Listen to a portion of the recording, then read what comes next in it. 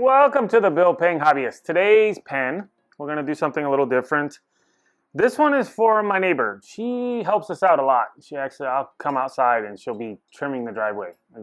She just does it out of the kindness of her heart. So awesome. I just kind of, we kind of ask questions here and there. Don't say anything too much. And her favorite color is red. And she drives a Mustang. So she loves Mustangs. So we're going to do something special. And I'm going to create a legacy pen for her. The legacy is the same thing as the Sierra, Mesa, Wall Street 2. They're all kind of the same, pretty much the same size. They just have little different designs in them. So I found this piece in all of my blanks. I don't even know what kind of wood it is. My dad gave it to me and it's red. So we're going to turn it. I've already glued the blank in or the tube in. I've already glued the tube in. So if you want to see how we do that, you can check out that video right there and it'll show you how we do that. So I'm going to turn this and then we're going to do something a little different this time. You gotta stick around to see. Gotta stick around. So I got my legacy bushings. I'll leave that one there. So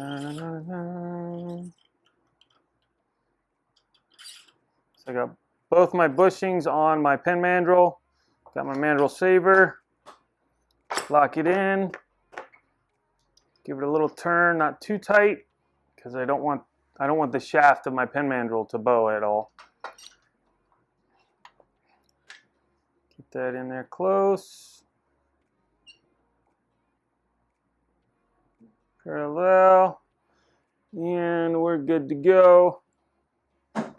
Gonna use my round chisel and set this at about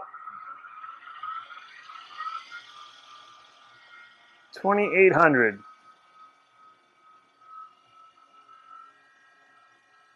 And it's gonna get loud because I'm using my vacuum today.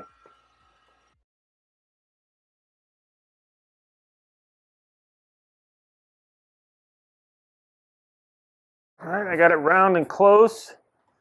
So now I need to trim the edges so that the blank is the same size as my tube. You can see right now the tube is down there just a little bit further than the end of the blank. And I need to get this part of the wood down even with the tube. Put my sanding pad on. So I'm going to use my number 2 Morris drill chuck with my off-center jig. That goes in here. And then a dry punch goes in here. And then that locks in it, and then I put this here, and that makes it perpendicular to the tube. Turn this down to about 1300. Doesn't need to be super fast. This is 120 grit Velcro sandpaper. Turn my vacuum back on to get the dust. And I get close. Lock this down because I don't want this to move. And I see shiny. So I'm at the end of my tube. Now let's do the other side. All right, that's done. So let's get this cleaned up. This is a very, very grainy wood. Which is excellent for our secret sauce. Excellent for our secret sauce. May have to run a filler in there after I get it close to keep it stable. So now we're going to shape it.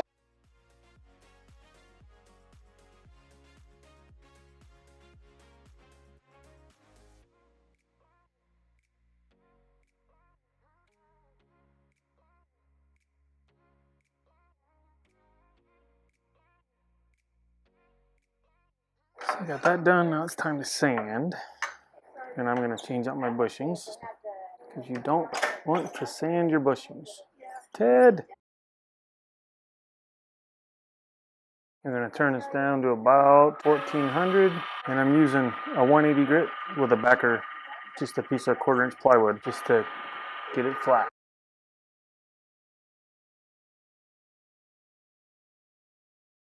using a rag, make sure you don't leave anything loose. You don't want that getting wrapped up in there. Wipe some dust off. Piece of 320.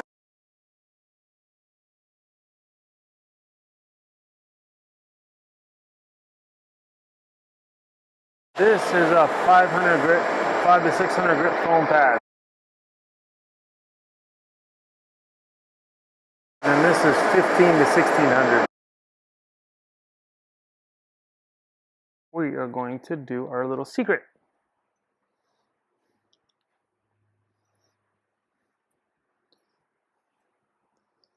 And our secret is this little diluted dye. We try to make it a little redder.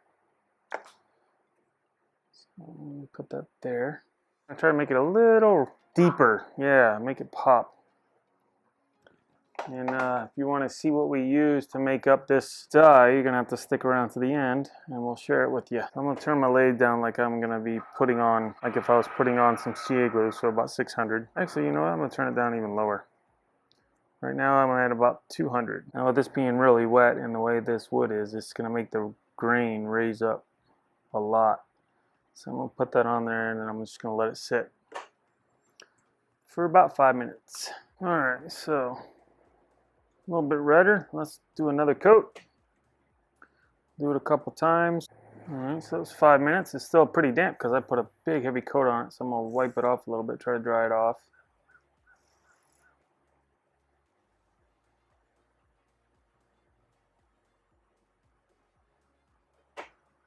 Look at all the grains coming out. All those fibers. You think that's red enough? I think you can use another coat. Well, he wants another coat. Alright, so let's put another coat on it. Alright, so now what we're going to do is we're going to seal in what we put on there, kind of like we do with the SpectraPly. Don't know what the SpectraPly is? Check out that video. That way the color will hold and it'll fill in all these little grain lines and gaps and all of that. I need my cardboard. I'm going to use medium and a little shop paper towel. Guess it would help if I turn it on. Actually, you know what? I'm going to do it this way. I'm going to use thin first and pour it on top. We'll push it in really hard. And got very good pressure on this to force all of that in there and smooth out the fibers.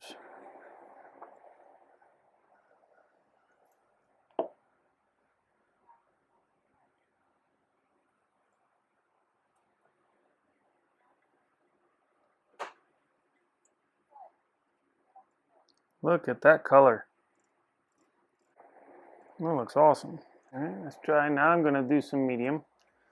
I'll do a coat of medium on it, maybe 2. And this will prep it for the engraving because we're going to engrave this one. That's pretty. Oh wow, I think the secret dye was just the ticket to make that pop out. So now the glue is, CA glue is dried. And we're going to have this engraved because our neighbor likes her Mustang, so I'm going to put the Mustang pony on this. But to do that, I need to dull this up so that the engraver will work properly. And I'm just going to smooth out the lines in this CA glue. So it doesn't take a lot of pressure. We don't want to force it. We don't want to ruin the finish. We just want to smooth it out. I'm going to put this at about 1300.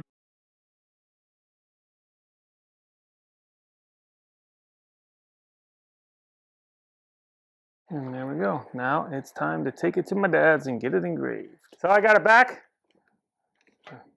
I must apologize. Dad did not take a video of doing the laser engraving. But, you know, a lot going on at home. And, oh, well, I guess I don't have to do much because Dad already finished it for me as well. Thanks, Dad. So here it is. Dad finished it up. He got it laser engraved and then he finished it. Probably put a few coats of CA glue on it. He had the time, so he did it for us. So all we need to do now is put it on the pen kit. So I'm going to use my lathe this time and we'll change some stuff up and put it together. What does the pine do? It's a nice piece of soft wood to help press my pen kit together. This one goes in here, and I'm just going to use my lathe as a horizontal press. So the first thing we're going to do is press our end cap in, and we need to find a location that does not put the clip over the horse. So we'll go directly opposite, and we'll have the horse facing, the head of the horse facing the tip. So you just get that lined up there. Line this up here, put them close. I will lock that down, straighten that up a little bit. And then all I need to do is start turning. Keep it straight as we press. And sometimes the clip puts a little extra pressure and keeps it from being straight. So you just want to take your time, go slow, keep it straight, and then it'll press together. And boom. And it's pressed together, clips out of the way. You got the horse. Perfect. And I can move that out of the way. Look at that grain. See how the grains are popping out like that? That's pretty cool. Don't forget, you gotta wait to the end. I'll tell you how we did that. How we made it nice and red and made the grain kind of stick out a little more. Now, take the transmission, put that there. And the spring, don't lose your spring, you need your spring. It helps the ink cartridge retract. Some of them have a, this one does not. Sometimes the spring is a different size on one side and it helps lock it into a cartridge. So take that one and then we put the tip on, like so. And then the transmission goes on and just kind of wiggle it around till it seats somewhere in there. And then tighten it up. There you go. Good transmission. And then this just slides right in. And it's done. And we have our pony pen. She's gonna love it. Got the Mustang on it, and it's red, her favorite color. And her actual Mustang that she owns is a champagne goldish color, so we got the gold on the pen kit itself. So there you go. All finished. Beautiful. All right, it's time for numbers. For tools and supplies, we're looking at about $8. For time and material, we're at about $20. So that's $28 plus the $10 for the engraving, so 38 bucks. I would sell this pen for $55. However, keep in mind, this is a trademarked logo, so I am not going to sell this pen. If I did a different logo on it or maybe put her name on it, $55. And that would be a $17 profit. So again, I'm not getting into the whole problem of selling a trademarked item. It's a gift, no money involved, good to go. I appreciate you watching. Thanks for watching. I hope you learned something. And if you have any special requests from us, please let us know. And our new puppy is licking the concrete. Evidently something is yummy down there. So we'll see you on the next one. Again, thanks for watching. Oh, wait! Special formula. The grain. How do we make the grain pop? Let me show you. This was our special formula we used, if you remember in the video, to stain the wood. It's cranberry juice. It's ocean spray diet cranberry juice that you drink. And it worked. Now, if you want a deeper red or something like that, you can actually get some wood dyes. You could also get, if you wanted to stay completely natural, you could also get some real cranberries or beets or something of that nature and use the juice from crushing those, and it will make it a much deeper red color. So if you have any other ideas on how to stain wood, let us know. See you in the next one.